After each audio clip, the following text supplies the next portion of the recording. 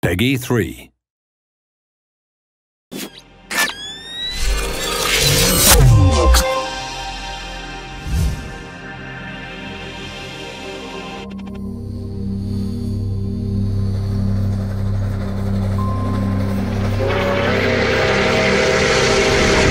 Trainz: A New Era really is a whole new beginning.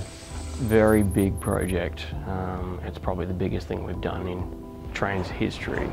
Next generation graphics, advanced physics. Refactored everything, rethought everything. Trainz delivers pretty much everything you've experienced from Trainz in the past, but then we've got a bunch of new features on top as well.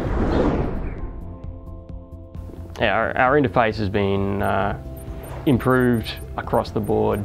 We've basically tried to simplify things so that you're only ever a couple of clicks away from where you want to get to. So that allows users to load up the routes menu in one window to see what routes they have access to, while loading up Content Manager in another window, having the launcher available in another window, and maybe even loading one of those routes up, so they can potentially have unlimited number of windows open to be using Trainz all from the one database. Several years ago we decided that we had to create a new underlying architecture for Trainz to take us into the future.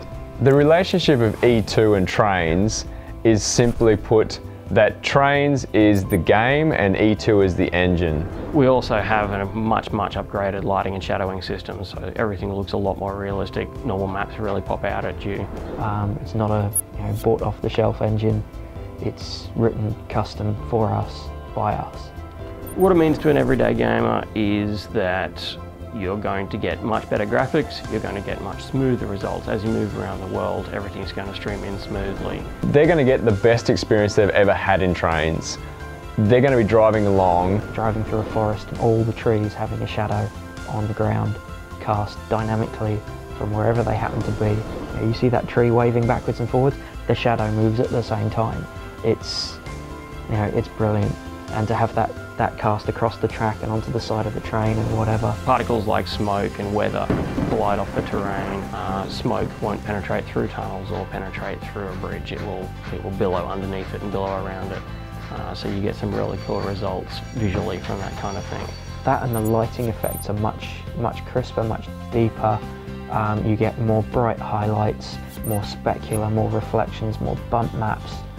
It brings a lot of detail out in the world. The loco is going to be ramping up, the smoke's going to be billowing in their face. There's going to be no pauses whatsoever because the engine is going to be taking care of laying off all the processing it needs to do to multiple cores and not getting bogged down on one core having to do everything.